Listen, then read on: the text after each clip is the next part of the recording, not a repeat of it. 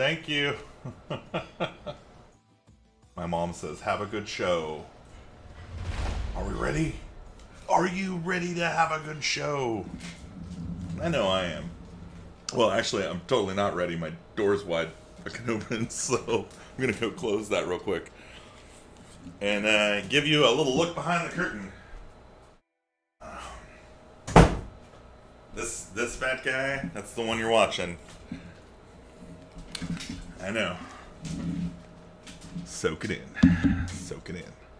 Anyway, trying a couple of new things here. I got my microphone kind of set up on this.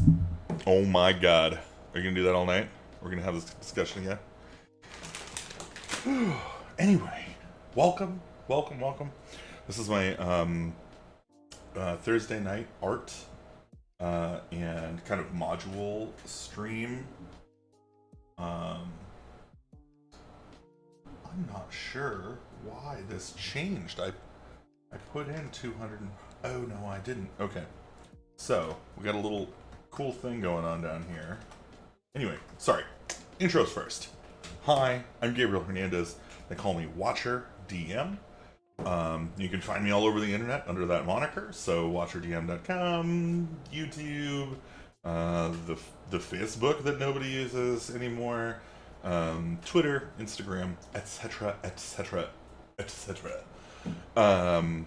Anyway, I am a D&D nerd slash kind of artist slash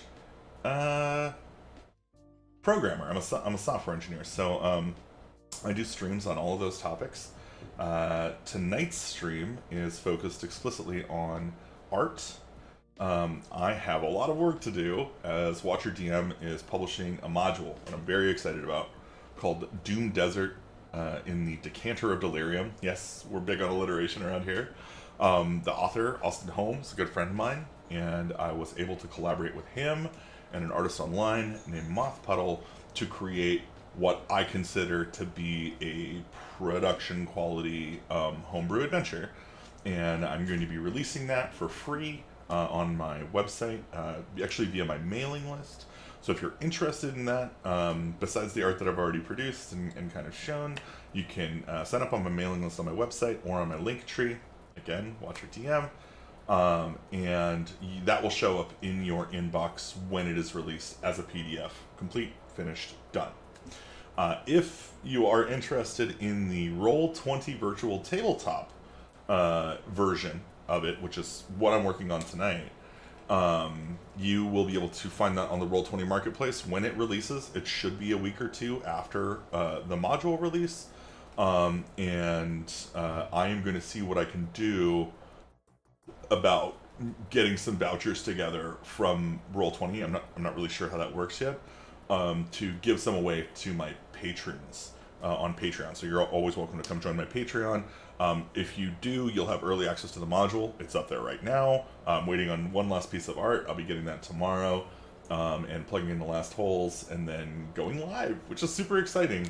So last night's stream, in case you missed it, which I imagine you did, was about the Roll20 board, like the map, basically. And the Doom Desert in the Decanter of Delirium is kind of a unique context in that, from a Roll20 perspective, it doesn't really leverage things like the distance, right? There's like the travel is really explicit in the adventure design, so there's not a lot of need for things like the grid. You kind of move from one scene to another, and it takes, I think, a constant hour every time.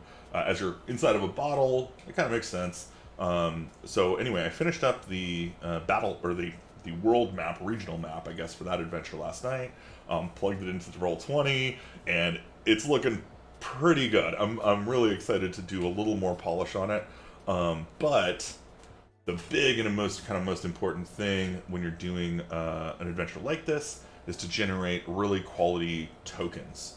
So tonight's effort is going to be creating tokens for all the different creatures that you can interact with in the module, and making them the right size right? I've got to draw them to the context of being a token and to the style. I really need to make sure that the style feels consistent across the printed module, the digital that we're producing, and I want it to look and feel basically the same across that and also the Foundry virtual tabletop digital pack, which will be coming out, I believe, beginning of July. So those are my timelines for that. That I think is probably way more than enough intro. Again, thank you so much for joining me today. And let's get into some freaking Franken art stuff, dude. Live scene. Papa Trans. Ishin. Alright. So, in a fit of irony, you are actually looking at a screen that I have another screen over. So, what I've done here, kind of see, is I've put together. So I kind of started this a little bit last night. Actually, I should say that. Darby, oh Darby, it's good to see you, my dude. Awesome, thank you so much for the follow. That's awesome. I see you've reached me on Facebook. Let me switch over to my multi-stream so I can see if you're chatting me at all. But just so you know, if you want to get interactive chat, come on over, visit me on Twitch. I'm streaming on all the channels, so come on over to Twitch. It's kind of got the most interactive chat stuff. But awesome to have you aboard. I can see you chatting to me, so go ahead and hit me with the feedback, hit me with the comments. And just catching up here. So basically what I've done is I've created a grid where it's 280 by 280. And the reason I've done this is so the tokens, the normal grid size on Roll20 is 70 pixels, right? So a normal token is 70 pixels. And on an iOS device or on a Mac, what ends up happening is the pixel density on the screen kind of increases that, right? So the kind of bare minimum that I want for a token is going to be 280. Now, most tokens in Roll20 are done inside of a circle. Oh, V-Runner, heart, thank you so much. Good to see you, my man. Always great to have you in channel, of course. V-Runner is kind of lightweight, my moderator. He's the unofficial. And Big Love, is a good friend of mine and has helped me out with getting all this crap set up and making sure it's not total garbage. So if it looks good, thank him. Anyway, so we're at about 280 pixels here for a single medium creature. Most tokens on Roll20 are provided in kind of a circle. You got like a ring. They kind of have an image of the creature, a profile, maybe a bust, and that feels like kind of not what I want to do. But we're gonna try. We're gonna try out some different things. So we're gonna test some hypotheses here, and we're gonna do so first by looking at some of the illustrations that I've already done. This one is the first harpy I drew, and I'm not enormously stoked about the look here. I'm also not totally turned off by it. I think it's a decent enough kind of scary creature.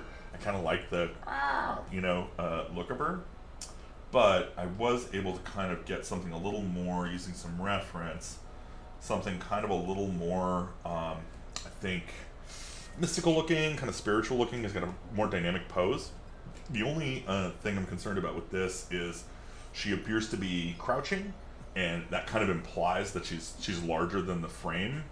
So when a creature is crouching in a frame, it can look a little weird. It can look in misproportion with the other tokens. So the harpies, of course, the silent harpies are some of the core characters in the adventure.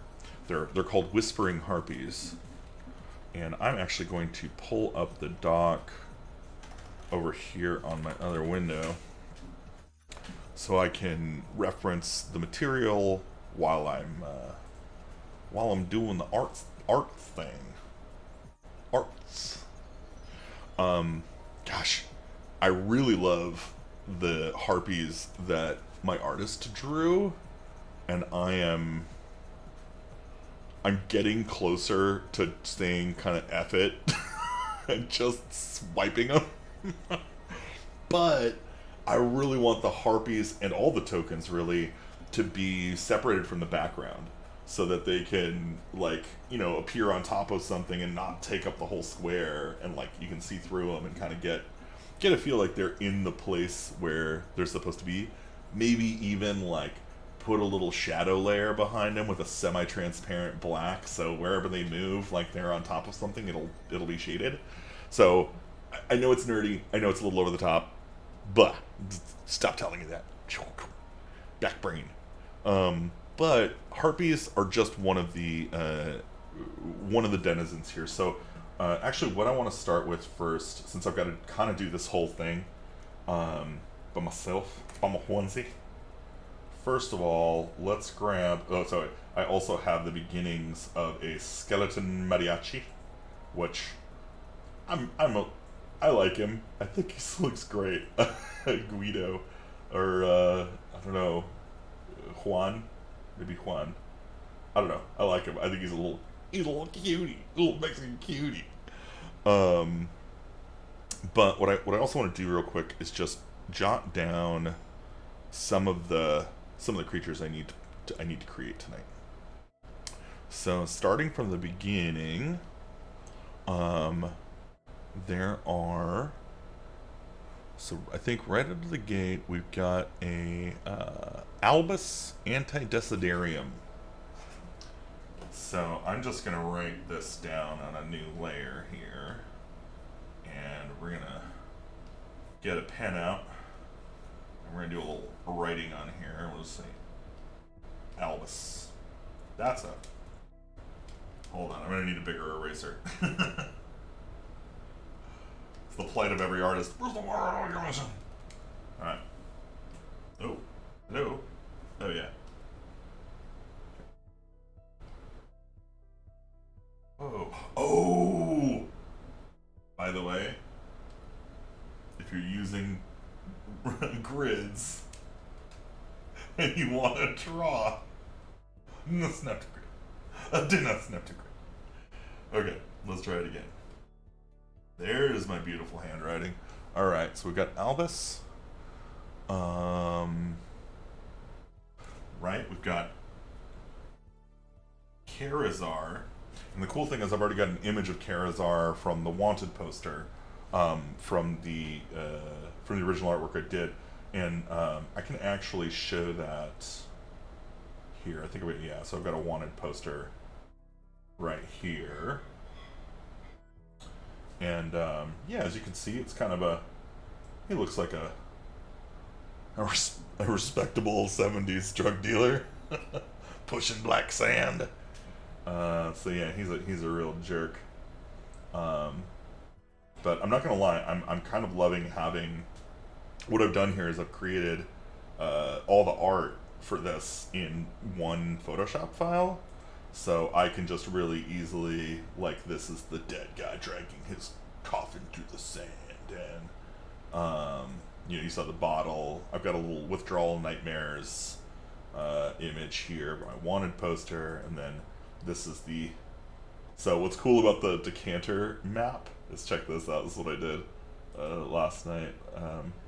So you've got the decanter. And then inside of it, you've got the Doom Desert, which is this black stuff, right? So if I hide the Doom Desert, it's just an empty decanter. If I show the Doom Desert, it shows up behind the glass, which is a little fancy. And then I can turn on each of the different elements in the map.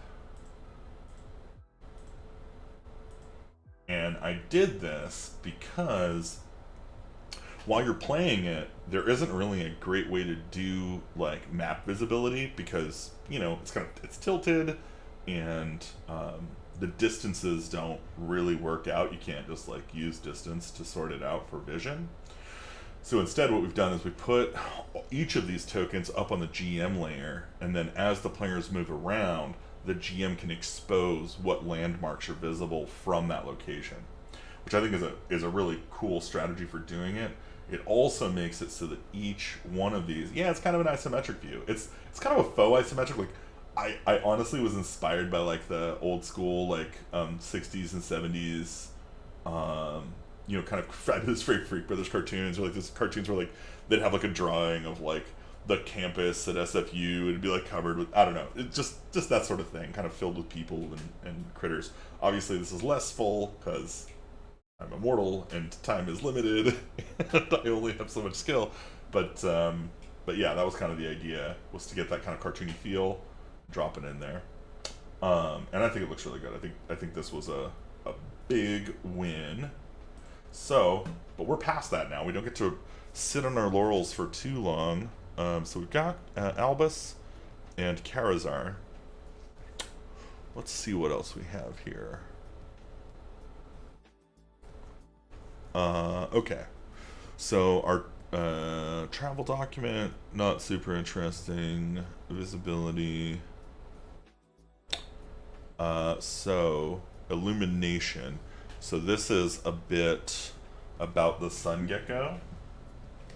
So we're gonna put sun gecko, and we'll get to working on her. She is, as far as I remember, gargantuan. So she will be one of the tokens that is like super large. I think even like over 1,000 pixels, maybe, in size. But luckily, I already have kind of a like a bit of a base template for her. So I'll be drawing off of that.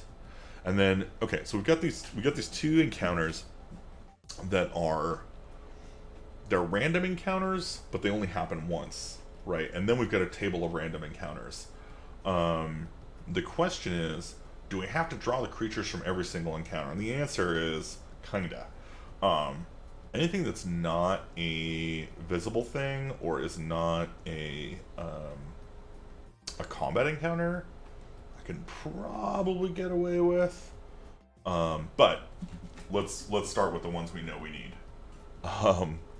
So I want to read you this because I think this is fan-fucking-tastic. A dead man drags his own coffin across the black dunes. He uses the gassed stat block, though he is lawful neutral. He asks for a drink of water. If provided, he will ask for another. If he drinks 2 rations of the party's water, he tells them that the drinking dead in the saloon drinks salt water and will attack anyone who spits it out. Unless given water, he attacks. If he is killed and the coffin is inspected, the party will find it contains another identical dead man. He inters the first in the coffin, so the first one they killed, he throws it in the coffin, tips his hat to the adventurers, and carries off across the sand, once again, dragging his own corpse.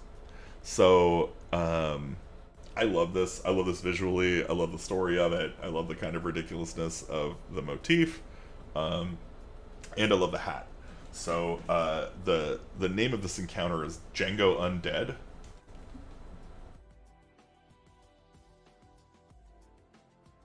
And since this guy doesn't have a name, his name is now Django.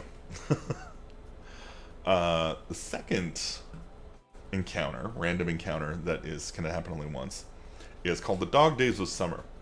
An educated dog used the wolf stat block. I need to actually note. I need to fix that. Use the wolf stat block, but with 14 intelligence and the common language. Rides a sled pulled by 8 feral humans. Use the tribal warrior stat block, but with 3 intelligence and no languages. Around the bottle. The dog demands a tribute of food, salt, or water, attacking if denied. If defeated, his treasure includes 6 water skins, a spyglass, and a scroll of command. So I think we're going to name the dog Smart Boy for now. and then I'm gonna for the feral humans, we're gonna call them the summer boys. That should basically signal what we're looking for. Okay, the random encounter table. So we've got a 1d10 random encounter table. I think, yeah. So the encounters here, it says the following scenes can be substituted for a random encounter anywhere, anytime inside the decanter, once per playthrough/adventure. So that's for those two. Now the random encounter table, we start with number 1. The wind carries a strange, half-heard song to your ears. Adventurers who speak Elvish can decode the following lyric. Wicked well weep wheel water. Wise women won't walk with woe's wish. Right? Spoop. So that one doesn't have, thankfully, an encounter. It's a non-physical. Number 2, on the wind, a scent that can only be described as decadence. Decadence by Calvin Klein. Number 3, the party finds a group of dead adventurers long since picked clean by local scavengers. This one here would be a clever place to hide a encounter. And I may talk to Austin about adding the scavengers, right? Like fighting off some vultures would not suck, especially when you're walking around the desert. Number 4 is the party finds this 3 strange wax plugs about the size of an ear canal, discarded in the sand. Number 5, a great swarm of 2-headed vultures forms ever-tightening corkscrews above the party's heads, then suddenly lose interest and fly off. God, 2-headed vultures. Do we have those in D&D? I don't think they're in the SRD, but maybe we should stat them up. That'd be really fun. So we'll come up with supplemental material for this module for later. Number 6 is 2d4 Dreams of Serapho. They use Dretch stat blocks, attack the party. And now Dreams of Serapho are described later in the book. But they're basically... how do I describe this? They are like the manifestations of the people lost to the drug. So when they snort the black sand or smoke it, I think it's when they smoke it, they basically, their spirit gets stolen away and taken into this bottle, and they live out the lives of these Dreams of Serapho. It's pretty cool. So I will need Dreams of Serapho.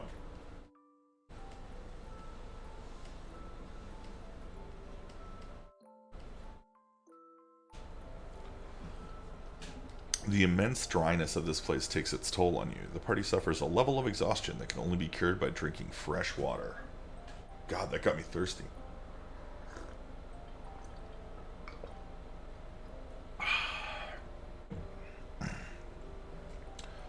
The world shakes briefly as the bottle is jostled from outside. Number 8, that's hella funny.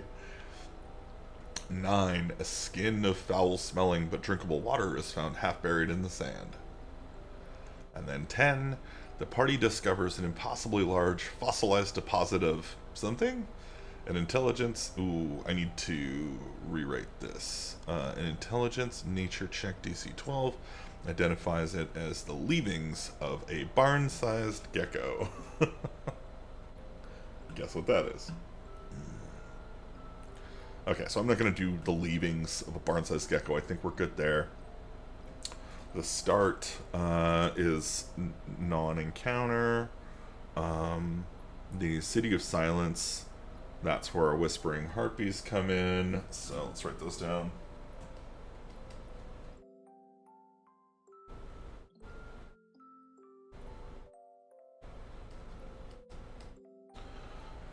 The Whispering Harpies fight, and they've got, so they've kind of got, I need a leader graphic and a soldier graphic. So I'll have to do those separately. Oh, by the way, let me know how the music's going, V-Renner. If it's too loud or too soft, happy to know. Alright.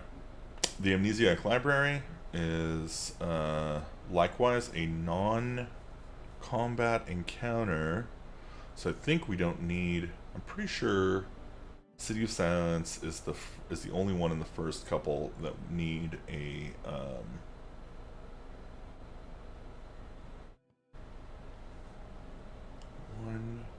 one, two, three, four. Right. Okay. Ladder to the Sun. So the Ladder to the Sun is potentially the Sun Gecko encounter, right? That's kind of what's here. So I don't need to do her again. She's already on my list, and there's really nothing else here that can fight. So I think they're fine. The leprous were spiders, on the other hand. Okay. So, leprous were spider winos.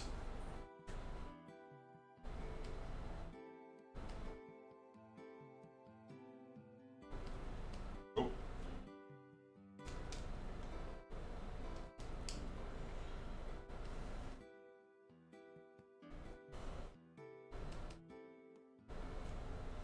Okay.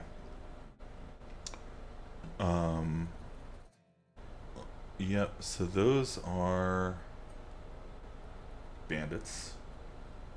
They use the bandit stat block. I'm going to reskin, so we're going to draw them as they would be. But, yeah, that should be fine. A saint, a spring, a sacrilege.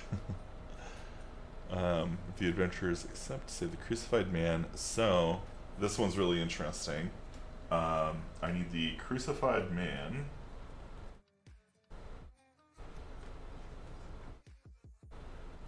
This is a disguise.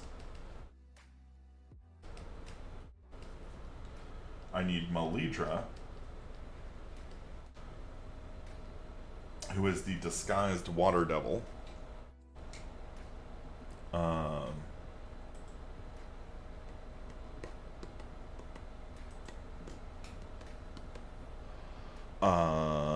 And yeah, she's got a quattle stat block, so that's good. And then there's 9. So it says there are actually.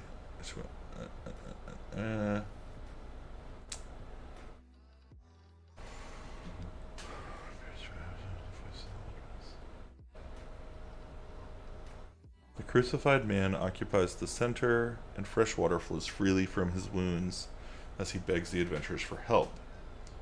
8. Okay, if there's. Okay, it's good to know.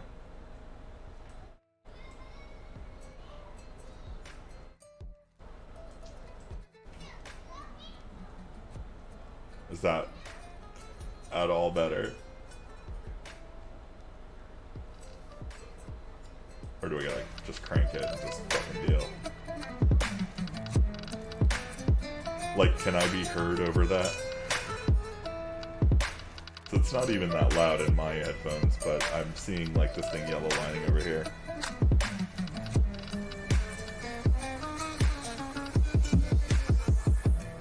Alright, well I'm gonna bring it down just a little bit. Okay. Yeah, let me. I put it down 10%. Let me know if that's whatever. We're probably fine. Okay, cool. Thank you. Thank you very much for that help. That's. I'll leave that there. We'll leave that knob there. All right. So, Saint of Spring is sacrilege. So the captors use the bandit stat block. There is a distinction here between the 8 captors and the 9th. One of them is named Hierophant Oliver Oliphant. So we're going to put him on the list. Hierophant Oliver Oliphant.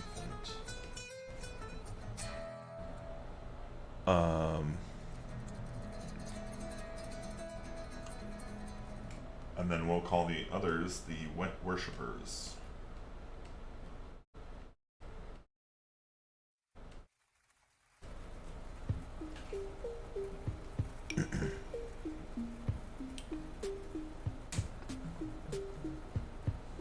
What have I done so far? Sorry, I gotta mute this for a second.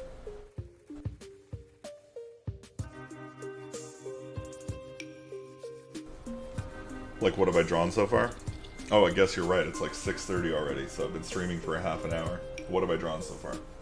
So far, I've got my harpy from last night. I've got another harpy test, and then I've got a skeleton mariachi. The harpies are obviously the whispering harpies. Skeleton mariachi we're getting to. Right now, I'm actually just listing all the things that I need to draw so that I can, target it. Sphinx of Black Quartz. I do not need to draw anything. Enemy at the bottom of the bottle. I think this uses the harpies again. So that's nice. Saltwater Saloon. The Drinking Dead, I think, is the ungrateful, hateful dead. So yeah, the non-musician. So there's kind of two stat blocks here. So we'll use the Drinking Dead, and then the Sugar Mariachi. And then You Are My Rock is the next one. So this is at the Ziggurat Gate. And we've got Shavra the Goat Man. Now he is a large goat man. He uses a Minotaur stat block. So we'll be using the Minotaur kind of sizing and doing a cool goat guy.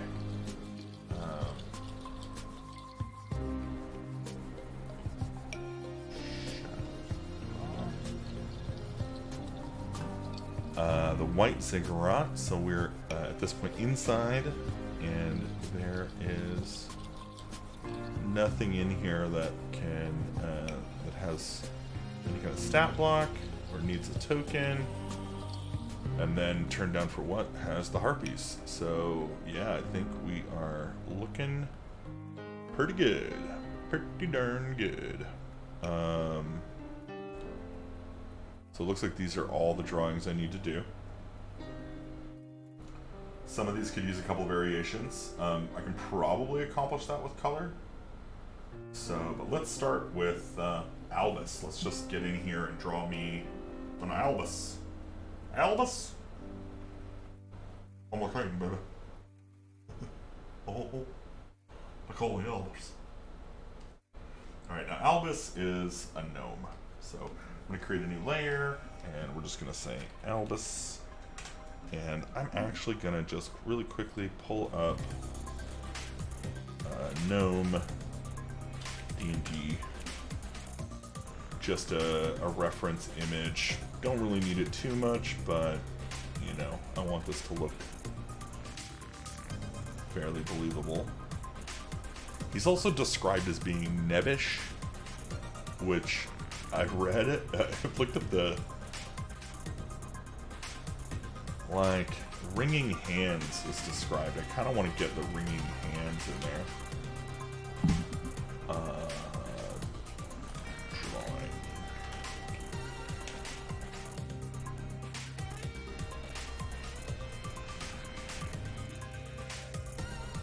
Yeah, I think that's a good reference.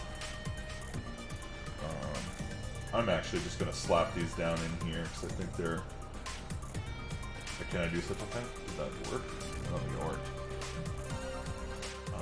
Let me save it maybe. Save in the jazz.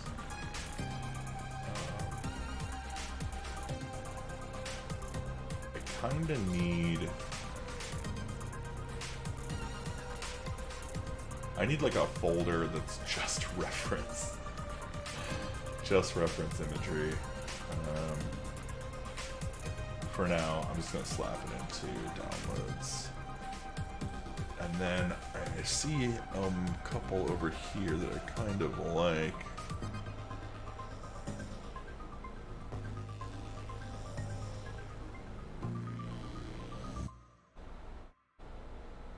Let me see if I can find any other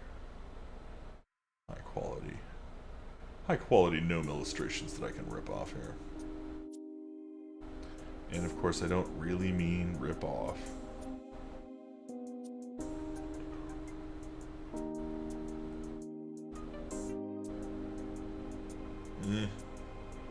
Alright, we'll grab one of the earlier ones. These guys are fine.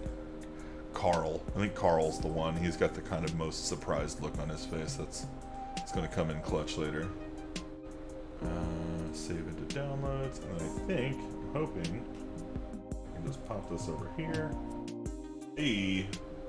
And then I can just pop this over.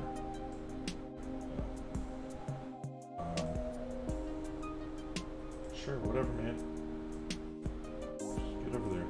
Out of the way. Call you when I need you. I can go.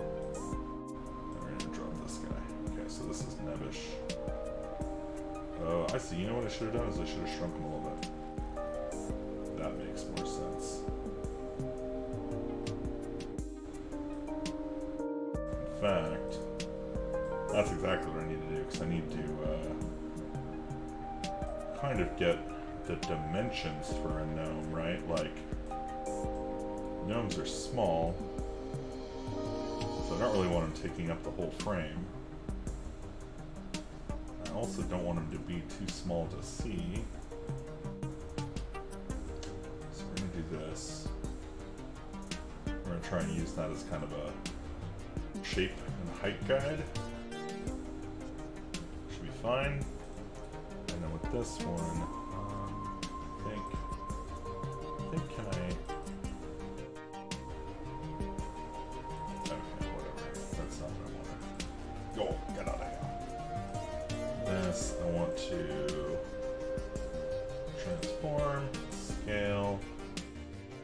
Let's bring it down a notch.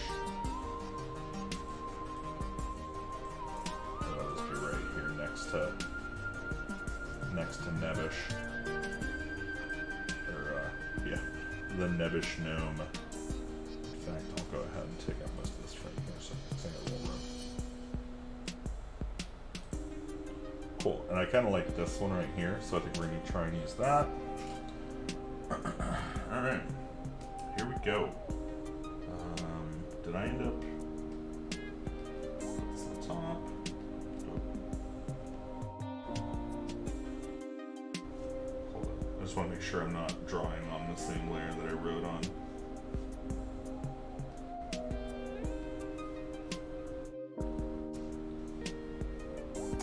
Okay, cool. Okay, that was the layer I wrote on. And that's... Okay, so I need another layer. I thought I named one Albus. Did I not? Weird.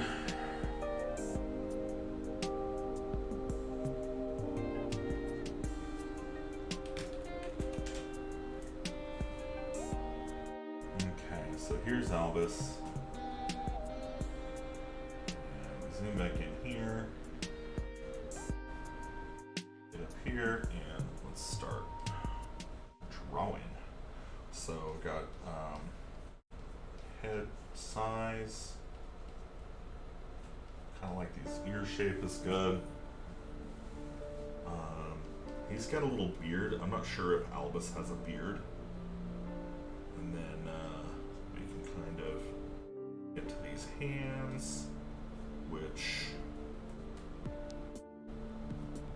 Okay, so we're gonna bring the hands up, shift down, shift down with the thumb. And then this one's also got a thumb coming up. In fact, we're gonna grab this image, we're gonna bring it down and just fill a little bit so I can see a little bit better what I'm doing.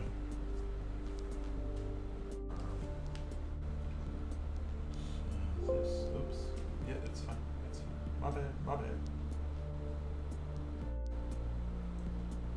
So actually, ooh. When that big eraser move earlier backfires on you. First, let me cancel that. Bring this down. Pretty sure that's that. Like this. This also needs that. And I'm just gonna delete this. In fact, let's just scrap this all together. Let's go back. Okay. the base shapes down first. Let's go. So that's the torso, legs, feet, and now all we gotta do is the arms, right? And the arms we've already determined, so his hands are gonna come up.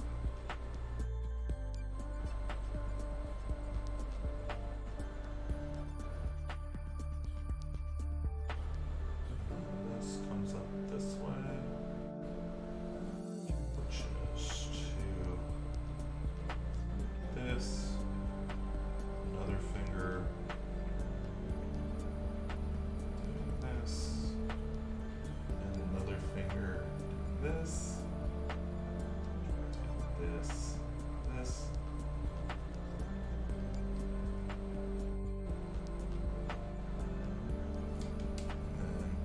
Get rid of the beard line here, because this is where the other thumb goes up, and then this arm goes back here. There's his arm.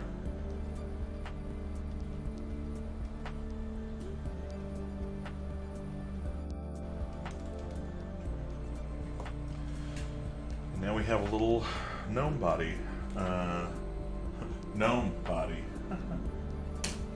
Just rocking some rigging hands.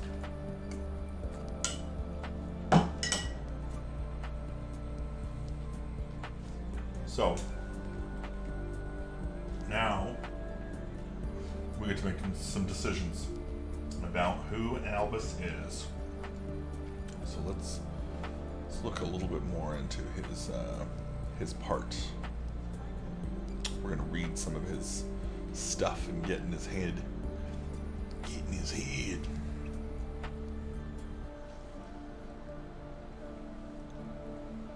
Upon entering the pub, have each player paint a word picture of their character, and then introduce them to Albus Antidesiderium, a nebbish but likable hand-wringing gnome. He greets the adventurers, buys them a round of drinks, and explains the situation in his nasal voice. It all started 3 moons ago when that blackguard Karazar came to town. He offered us a panacea, the Black Sand. He told us it would cure lethargy, dullness, and lumbago, but it was merely a sugared hook to enslave us to his dastardly devices. Oh, noble heroes, I beg you, save us from this malady. Our men snort the sand and become intemperate. The women smoke it and pass their days in dreams and delirium. Worst of all, no one is going to bars anymore. Please, on behalf of our widows, our town, and our local small business, find Karazar and destroy his store of this sand of sin. So, I don't know how much you got of Albus out of that. He seems a little stressed. He seems like he might be a bar owner. I'm thinking maybe like, maybe a dish towel on his, coming, through his little thing there. He has anxiety. He clearly has anxiety. That's the hand wringing manifested right there. But let's put some of that in his face too. Let's give him a.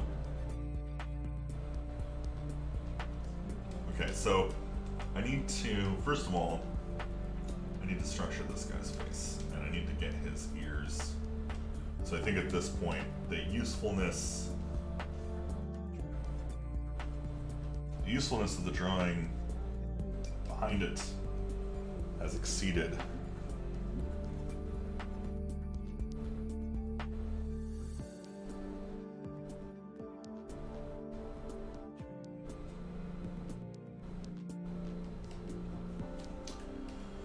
And we're going to zoom in here. And we're going to change our pen. One. He's very tall-waisted pants. That's the kind of distinction that's actually very hard to make on somebody who's already shorter than everyone else. But we'll see if we can get there.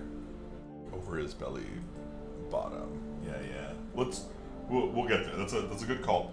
I really want to nail his face though. I want him to look nervous.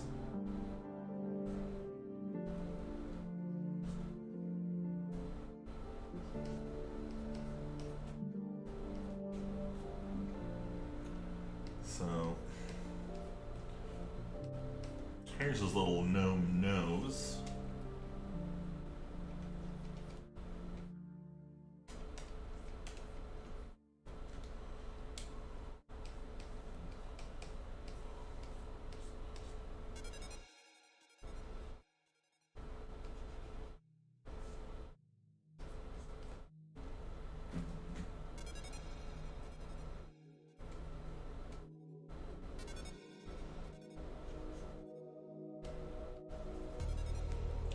Kind of trying to draw him so that he's like looking out of the side of his eye a little bit. Kind of a little scared, you know, a little, I'm unsure about this. Kind of little big Morty energy, if you will. And then kind of get rid of this. I feel like his his chin is giving a little bit too much in the way of, he's not nebbish enough, really.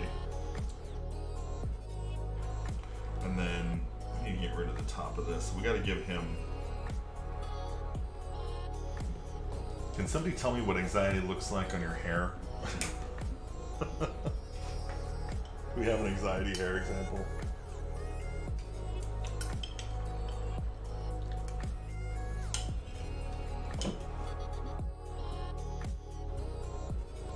Now you got some anxiety here. Should I give him your hairdo? You got the kind of a little bit of a widow's peak going on, right? You pull it back in a tail, little shaved sides, like so, with a little puff of some man bun back there. Shaped sides, and then he's got these gnome ears.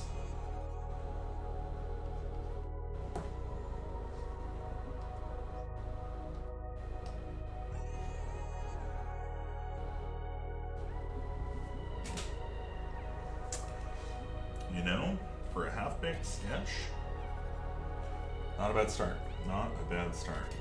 So you're saying pants go up here.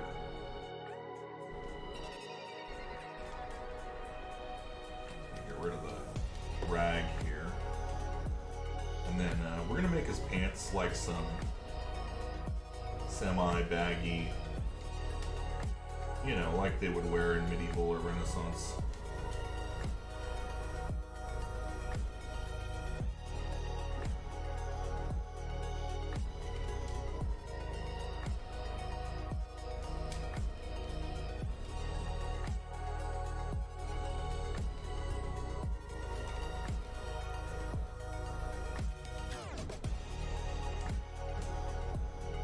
Slap some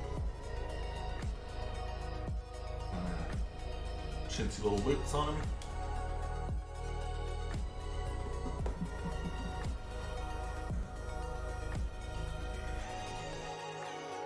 And a little, you know, maybe he's wearing like overalls.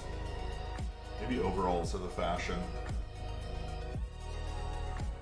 And then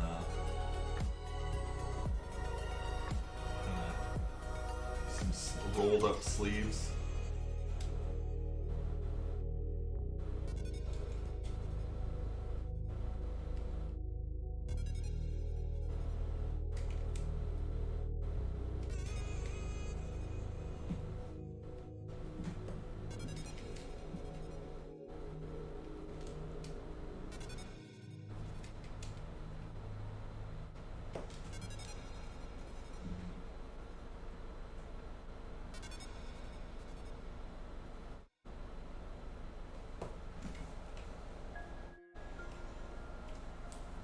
Yeah, the overalls are pretty lit, right?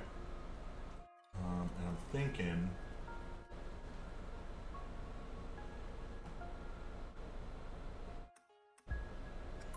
maybe striped overalls. We can color those, give him a nice colorful outfit. Hmm? I'm not sold on this hairstyle, although I think it's got some potential.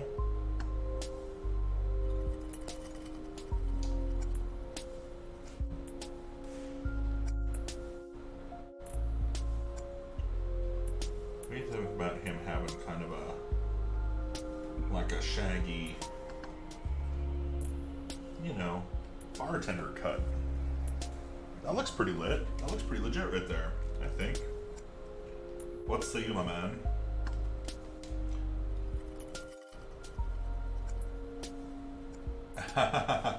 Well, I don't take Albus for the moose kind of guy. If anything, he's probably like kind of a control freak, so he probably uses like, you know, just like hair gel, like the grease. Maybe some bags under his eyes. Maybe that's what was needed this whole time. Like he hasn't slept. Anyway, all right. So I think we got a good little decent start on Albus. And I'm gonna say for now, this is a good enough start for me to say let's put a little name tag on it. Set that slot aside and move on to the next. I had a lot of these today, right? So we're just gonna Control X, Control V, and just move Albus, the name, up with the character. Alright, so, oops, wrong. And then I'm going to put these in a group, so they stay together. And we're going to move them together too, lock them.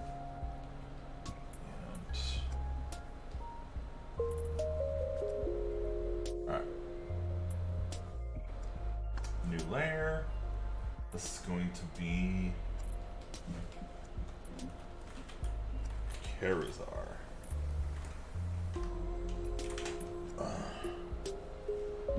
So Karazar is a blackguard wizard of ill repute, right? He's a nasty chap. So we're gonna grab, you know what, I'm gonna go through the same process here. We're just gonna go grab a reference of a person standing the way I want.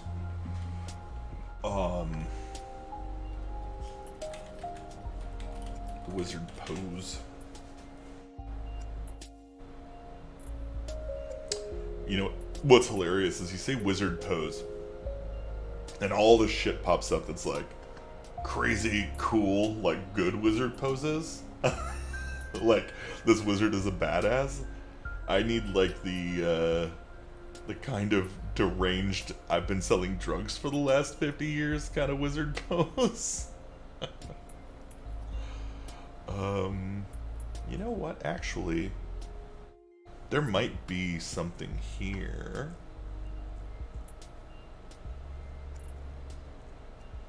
This doesn't look entirely bad. This kind of comes from, you know, it's stock imagery. But we're gonna try it. I'm gonna slap this in here. And we're just gonna increase this.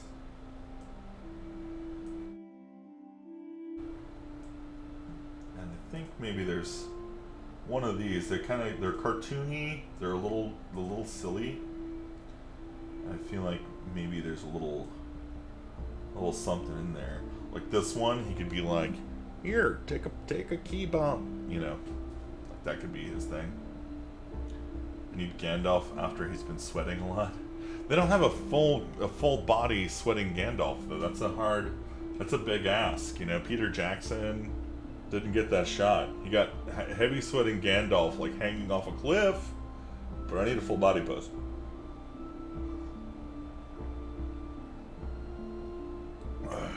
Oh, maybe. I respect it. I respect it. Okay. So I kind of like. Actually, here's what we're gonna do. I'm gonna grab this pose right here. We're gonna use this as structure.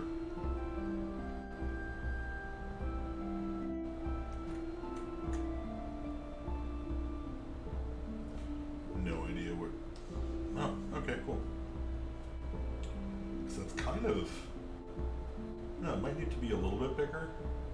I think it needs to be a little bit bigger. Transform scale. So we kind of want this to take up most of the token space, right? This one's got to be. He's almost twice the size of Albus. That seems about right. So from a scale perspective, which largely is what I'm going for here, I think we're at about the right spot.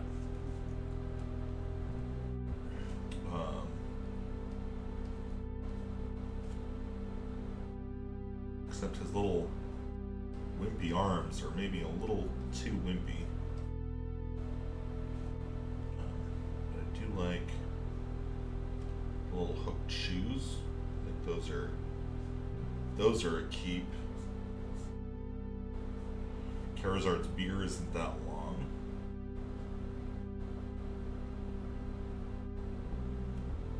And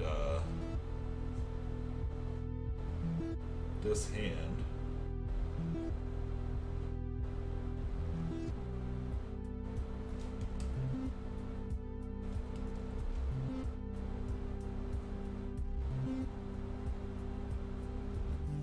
holds the bottle, right?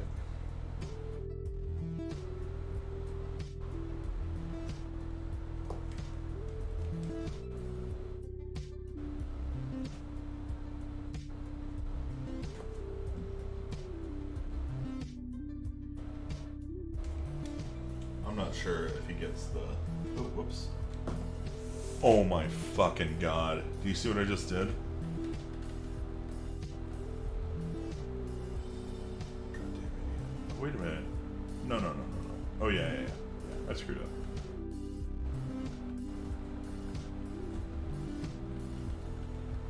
Whatever. It doesn't matter. This is that. So I can't draw on that layer. This is the layer I need to draw on. And I'm going to call it Charizard. So I don't do that again. Yeah, I drew on the main layer. Whatever. It's not even the main layer. It's the guide layer, right? I'm a goof. The hard part now is going to be... I'm going to see lines that I've already drawn and be like, it's a good line. You should keep it. And I'm going to think, oh, that's on the layer. No.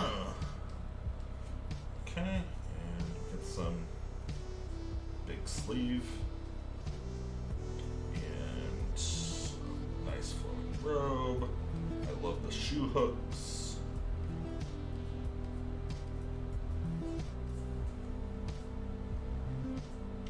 Not gonna worry too much about that. This is his other arm, which is a holdout. Bottle.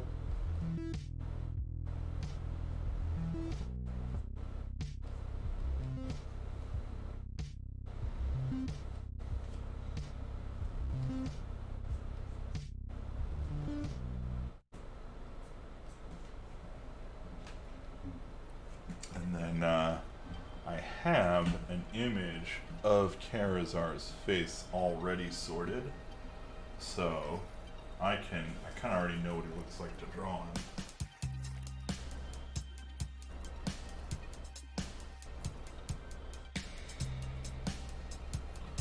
In a writer, I'm looking for somebody who brings everything to the table.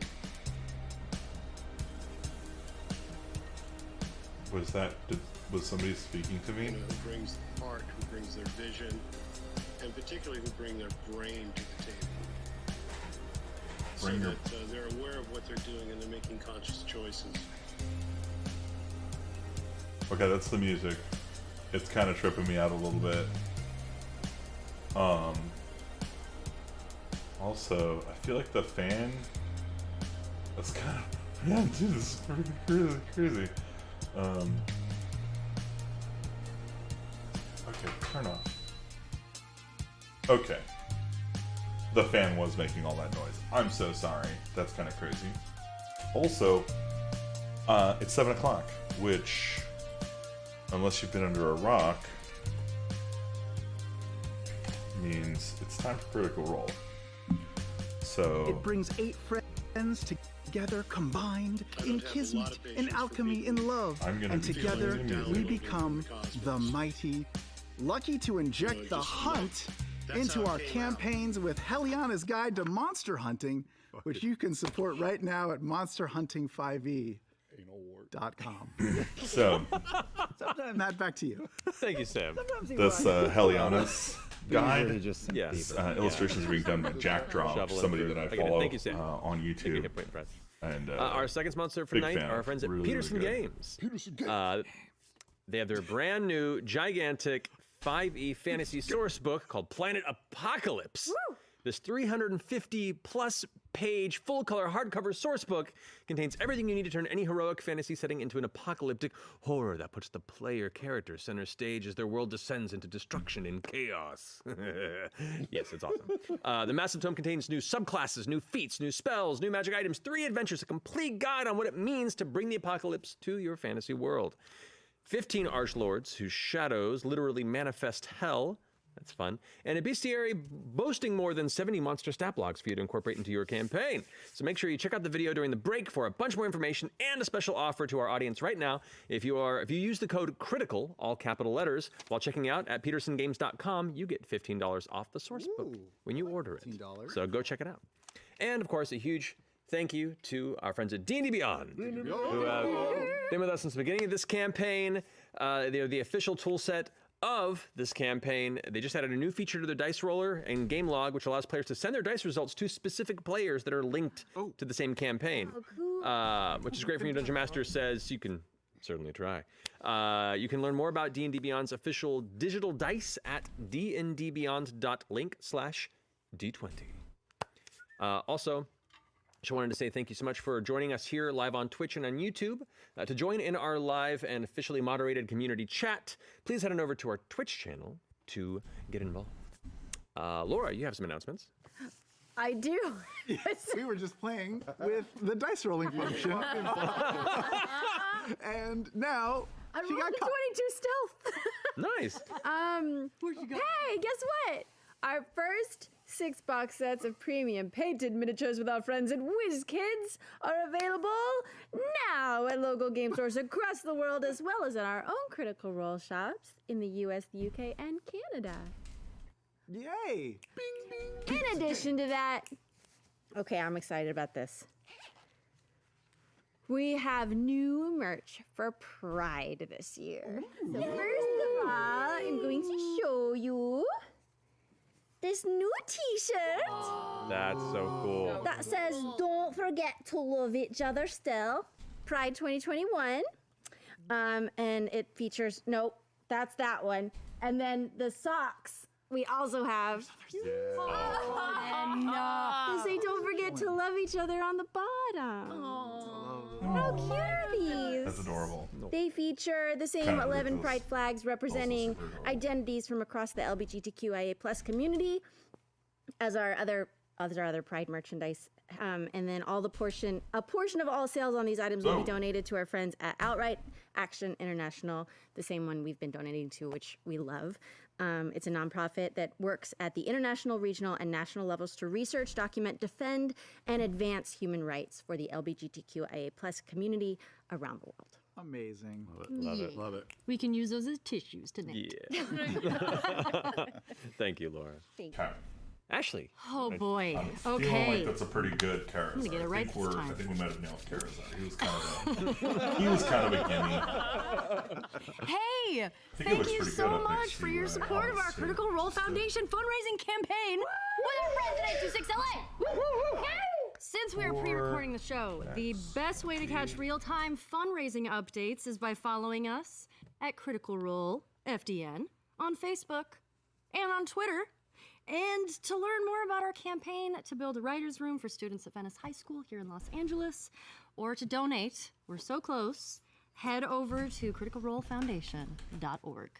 Thank you. We love you. Yeah, that was That great. was the best one you've That done. was Well, great. you know, might as well get it right at some point. Get her done. Awesome. Thank you, Ashley. Thanks. And Marisha, you have some announcements to make as well. Right? Yes. Everybody gets to do the Okay. announcements. Get ready. Here we go. Our special Vox Machina versus Mighty Nine one-shot that was unlocked as a stretch goal during our Legend of Vox Machina Kickstarter campaign is happening on Friday, June 18th at 7 p.m. Pacific on Twitch and YouTube, or catch the VOD on Sunday, June 20th. It's so good. Tune in. I'm super It's down great. for that. And then we have a very, very big announcement coming to you next week. So join us for a very special broadcast of an updated State of the Roll on Thursday, June 10th at 9 p.m. Nope, 9 a.m. Pacific. I'm pulling an Ashley. Nope. On our Twitch channel, bright and early. Probably the earliest stream we've ever done. Yeah. We'll have our coffee.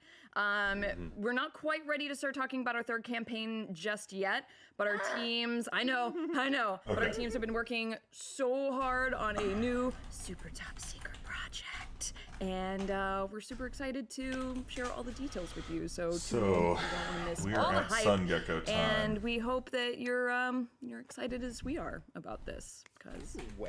I want to it's know. exciting. Exciting. What is it? What is it? What's in the state of the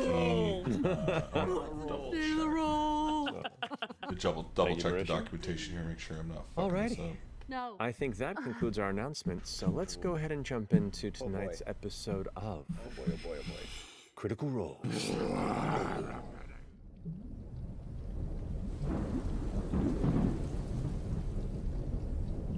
Eyebrow move. Matt Mercer's eyebrow move. So it is not a podcast. Currently, Critical Role is streaming on Twitch. I am listening to it actively.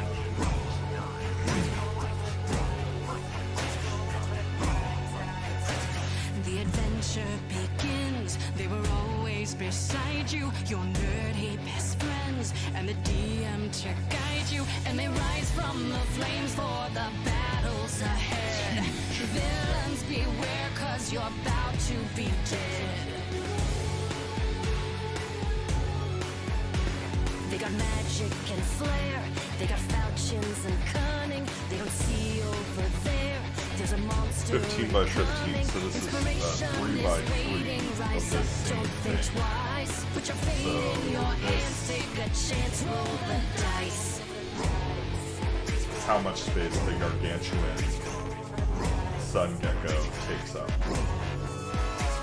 Can you answer the call? Digging deep in your soul. As the legend unfolds, now it's your turn Just a move. to roll. Okay. I'm just gonna go ahead and fill this block with white. Hide this. And welcome back. Focus So, here. before we jump in, we do have some leveling up to do since you all are level 16. As shit, of they made it to level 16. the end of defeating Lucian and the Cognos Award in the Eyes of Nine. So, let's go ahead and run around here and do some hit point rolls real fast. Starting, I guess we'll start with this side, actually. Oh. Marisha, you go first. Oh boy! All right, here we go. D8. Rolled a 2. All right, there you go. 2 Yup. hit points. Boom, 2 put them hit in. points. All right. For Caduceus, Ooh, rolled a 5. awesome. And I guess for Mollymock, who's now level 6. Yeah, I didn't really do any of that, but I should do that now. We'll figure it out. I'll figure it out later. I'll figure it out. Well, I'll figure it out. Yeah. All right. Well, then we'll. It's a D10. Roll a D10. Okay, that'll do. And just write it somewhere. Just so we have it for posterity. Yeah, it's an 8. It's an 8. There you go. Write that down. Ashley. Okay, let's look at some images of a gecko. Whoa. They have such a killer intro, dude. that was It's a so journey. good. 4. 4. There you go. I've got Alright. some. I've What got do I some roll to orchestral take a music level that in I'm licensed wizard, to use Matthew? for my Oh intro. shit! You're taking a level in Wizard as a D6. 4. All right, there you go. Go ahead and add that wizard level. Okay, biggest question of the night. Will I crack 100 hit points this campaign? $20 says no. Roll a You 2. roll. What do you- Roll a 2. 3 to hit 100. Okay. Roll. Two. Oh, it's in my groin. I don't know what it is. It's a 6. Oh, you did it. You did it. I'm so proud of you. Remember to remove the 17 hit points from. Yeah, they're gone. Okay. They're gone. Because I'm well I was aware. really hoping to crush your spirit there. Keen mind, keen mind, keen mind. I'm proud of you. I'm proud of you, Lee. Laura. So strong. Oh man, 2. geckos are so Again. cool. There you go. All right. Okay. Put down your 2 Geckos then. are so cool. And what you got, Travis? Paladin. But I need to replace the 3. head with a Take a paladin sun. level? Yeah. Alrighty. 3. Kind There you of. go. Done. Well, what a good episode, guys. All done. My heart's pounding So- already. Last we left off.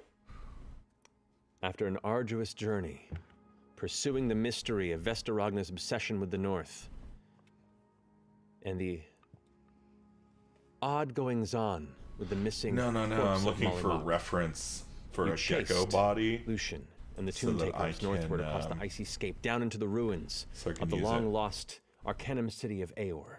From there, you journeyed into the Astral Sea to the living city of Cognosa, where you saw the Eyes of Nine, the Somnovan themselves, long, mad, powerful entities of dream, will, and imagination, were forced to merge It's pretty good. with Lucian himself, becoming something all entirely new.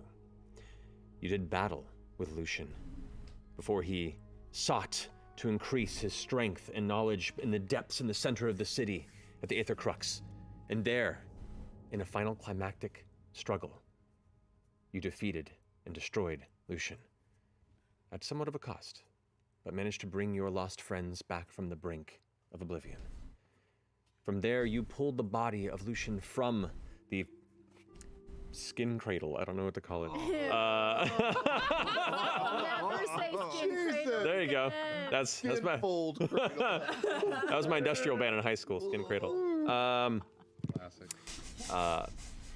And upon attempting Skin Cradle. to beseech the shard of Lucian's soul that became Molly Mok and blossomed into its own individual spirit to return, the ritual seemed to conclude sadly.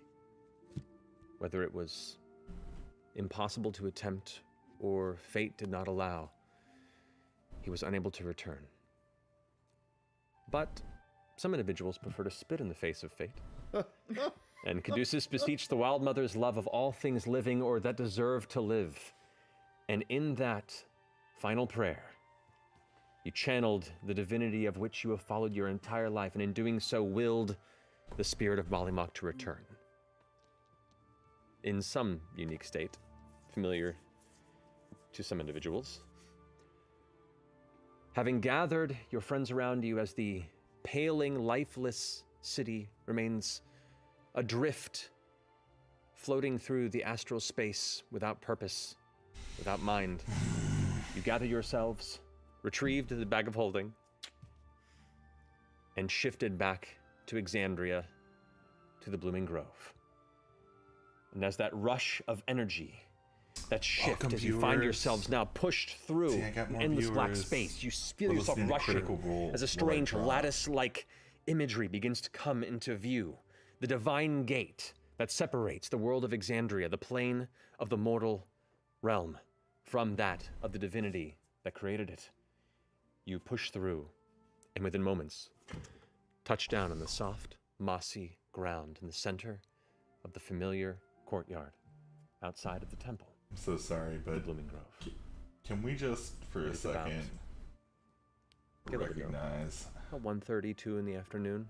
what a cute and adorable creature Something these like that. are? It's obvious. Obvious. They're so welcome sight. cute. I want to Deep breath, just love sweet them. breeze. On the air, smell of flowers and nature, damp earth, pond water. Pond water. And you all kind of look at each other, still kind of mildly in disbelief that you made it here. Before a voice goes, Caduceus? And over with a hand filled with various weeds in one kind of dirt smeared face. You see Clarabelle glance over and go, Crucis! Just throws the weeds behind her and rushes in and just goes for a huge hug around your waist. Oh, gently. Is she like way older than we saw her last time? She is 300 years. No, Apply to the napkin. right? Hey, Caduceus. Hey. Where have you been? That's One the by kind one, of talk the that'll get the you clay kicked family out of a begins to emerge from leopard their gecko various bar. chores and Like, or it's not a places chubby tail. throughout It's the a house healthy and tail. the landscape. Oh. Rush to greet you all. Leopard Cheers. geckos have, and Shoulder I think most claps, geckos hugs. have large, fatty tails, and I don't know why. An odd sense of expectation I've never that understood you it. make it back in one piece. Pardon me.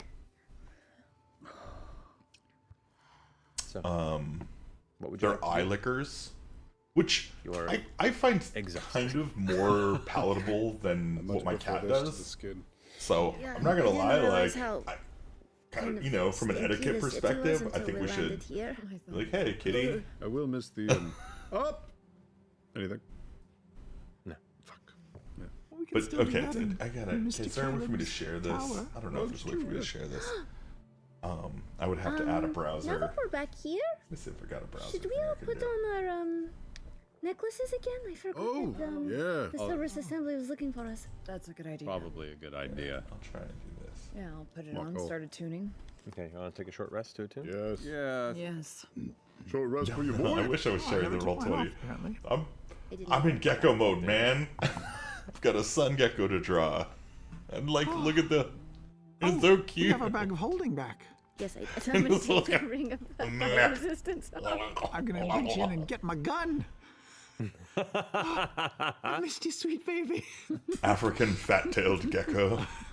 Did you ever get African that chunk butt gecko. Sweet baby. Okay, yeah. These All right, little dragon so are, dudes are all you guys smiling. going inside to like a lot, like lunch, take a short rest? What's, Yeah, what, We should yeah. probably go So inside. adorable. We need to stand out in I mean, it's the up to you hall. guys. You can do what you want. We can picnic. It's not the most unusual A thing. picnic to happen really over sounds here. kind of The wonderful. Kind of like I'm how they lick enjoying their the little I really faces. like the They're grass and "Oh, the bugger." trees and Cornelius pipes up and says, So cute. well, it shouldn't be a problem. We'll go ahead and put together a meal. Don't worry. 1 second. After the Thanks. box. I'm not gonna help. If that's okay. No, you rest down. It looks like you've certainly done your share of the chores already. Yeah. Oh, I'm tired. I'm gonna wander over Anna, to. I agree. Molly. You're a gentle, civilized soul, and I appreciate your I'm putting on the other hat. Molly kindness is when it comes to the feelings of the geckos. Molly is just sitting by the pond, looking in it. Okay, I'm gonna go sit down next to him. Oh, poor Hi, Molly. Molly. Molly Mock like came back empty. It's like not even a person. It's like, I don't have any I didn't memories. ask Yasha how long it took you before to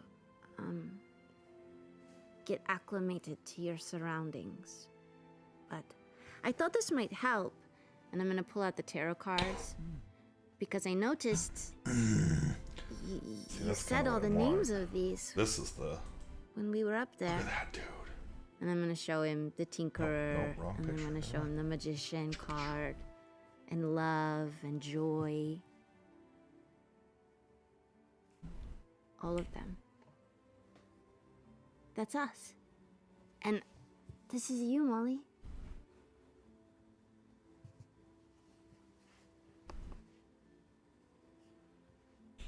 Anyway, if you want to, just look at them. While Maybe you're you'll up on feel top of here, better we're gonna try after this you guy look at out. We're just gonna use him as a guide but I kind of like Do you need the, anything to eat? First of all, I like the Empty. feet on this one better. Empty. Empty stomach? We'll get you some food. I'll be right back, okay? Goes back to looking in the pond. Do you think that he's sort of like Kiri? Maybe you should teach him how to say "go fuck yourself." Hey, Molly, go fuck yourself. Yeah, it's good. Always a good first sentence, to learn. Fuck yourself. You see Essek kind of still looking around, a little uncomfortable and unfamiliar surroundings. I kind of have this weird condition So with this where creature, exactly are we? where everything that I'm drawing for the head here That's right. We're not far from the Savalier. is going to be replaced by a big burning sun. Yeah, And that's like a really Oh yes. Yeah. My home. very conceptually difficult thing to draw. North. Have you ever heard of the Blooming Grove before? I'm going to throw some eyes on You're it then on and see our if side that of the mountains now. helps. I have not, but that puts my mind at ease for the moment at least. We don't get a lot of visitors. And when we do, they tend not to be from the Empire, mostly. Are you worried about the eyes of the Empire or of the Dynasty at this moment? Chunky butt. Honestly, either. It's fair. Do you plan to go back up to Aor? To your post? It's super blurry back there. I'm not 100% sure what's I don't going know. on. I'm still thinking. Maybe they blurred out his junk or There's a lot something. to process, and we just But well, we just went through all of that. So Well, there's no rush for the time being. You stay with us. maybe a night's rest. Yes. Are you on the outs with the dynasty, or? I have a sinking feeling it will not be long until the trail of misdeeds I've left behind me catch up to me. And will you face the consequences of your actions, or run? I need a night's sleep first, if you don't mind. Sure. And I can't sleep. No. all right. It's hard to believe that any of that even happened looking around this place. Love the smile on these guys. Yeah, it's that strange feeling when you've Well, been it's gone for a smilers. while and it feels like so much has changed. But nothing here has. I don't know. Just us. This feels like victory. This feels like bearing fruit. Look at what we did. Another day. It's true. Well, we might be coming back to the Empire as murderers. Well, you might. I think I'm going to take a little bit of a break. I need some home. You are all welcome to stay. I don't need a night's sleep to know that. Any of you are always That's actually welcome. pretty and badass. if you need anything, I am Okay. I'm gonna keep Forever this. We're gonna at see your service if this or is gonna be kept, but anything. we're gonna keep it for now. no matter how shady. I'm gonna kind of call Sounds it. I like don't you're want ready to to settle fuck down, with that yeah. for too long. So it's, It's not settling down. It's I'm probably gonna end up sinking a few recuperating. hours. honestly, that I'd recommend sun you gecko. stay as well for a while if you want to calm down a bit. You know, a week here does not sound like a bad idea. I was thinking the exact same thing. Gather our thoughts. Plan for the future. You can see Essek is still kind of like wincing at the sunlight and kind of glides into the shade for a moment and goes, well, I could certainly use some time in the garden. It's been a while. You'll like this garden. There's a lot to learn. Maybe in the morning we can just pop up to Zadash and see our families. A week sounds lovely, but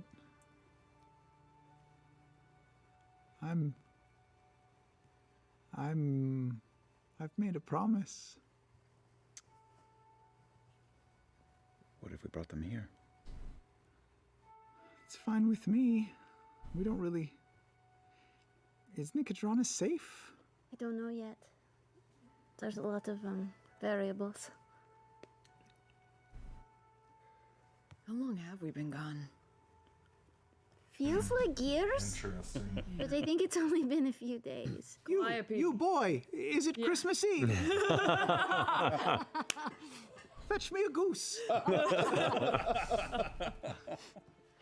No, if- Calliope, how long have we been gone?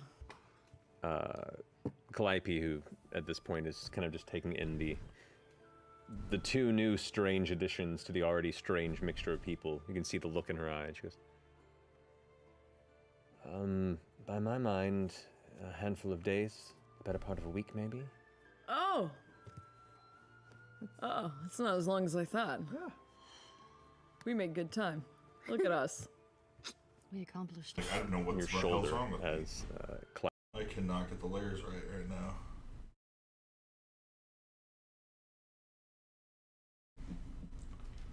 Critical roll stop? What's up? Uh-oh. Uh-oh.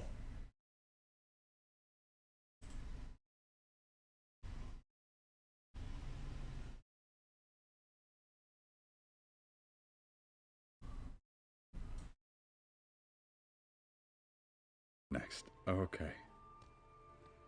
Pushes away. I've got some stories for you later. I look forward to hearing about them. What are you looking at? And she goes back inside. Raw emotion. That's all. Fascinating. She'll kick your butt. I'm bringing food over to Molly, making sure he gets something to eat. Okay. Here we go. He goes in full. Oh, good. Oh, good. Empty He stomach. remembers how to eat. Yeah. I wasn't sure. Yeah. But does he remember how to poop? Oh, no. Just like a fly. Just holding on to it.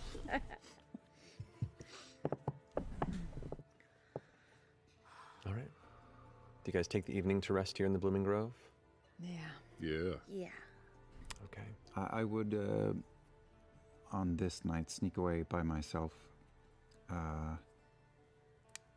off to the edge where I spoke to Frumpkin before we left here. And I will summon him, but I will not specify any animal or shape.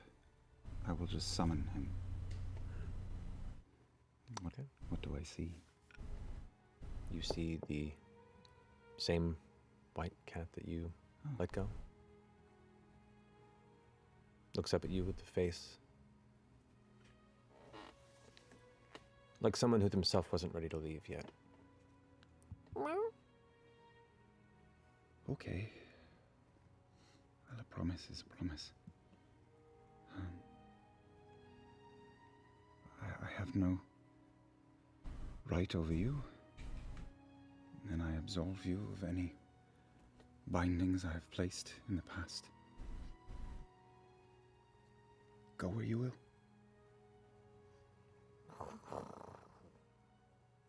Looks over at Jester just past the shoulder at the red weasel on her edge, and kind of there's a brief moment of Fey beast connection there. Looks back at you, steps forward and just rubs up against your leg. Zagiti! And then walks past you to some of the nearby fern. And stops and looks back at you. Kitty. I always go where I And want. continues on inside the fern. Oh, God. Oh, shit. Now I'm, like, just streaming the stream. This is probably not